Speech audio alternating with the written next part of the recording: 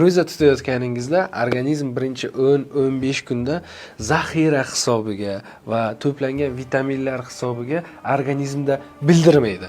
Qaytamiga yaxshi o'zgarishlar bo'ladi. Yallig'lanish sekinlashadi, allergik reaksiyalar sekinlashadi, chiqindi mahsulotlar parchalanadi, nerv tolalari yangi bo'ylamlar hosil qiladi. Lekin 15-kunidan keyin organizm toliqishi va juda muhim bo'lgan mahsulotlar kam kirganligi sababli sizda toliqish, yangi ma'lumotlarni o'zlashtirish qiyinchiligi va immunitet susayishi holatlari paydo bo'lishi mumkin.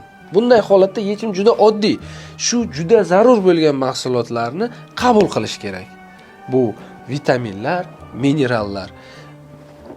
Numa kompaniyasining Igneus mahsulotida tabiiy mahsulotlar va undan tashqari vitamin A, vitamin E, vitamin D bo'lganligi sababli immun tizimingiz yana qaytadan tiklanadi. Bundan tashqari teri yorilishi, ko'z o'tkirligini pasayishi kabi holatlarni oldini olasiz.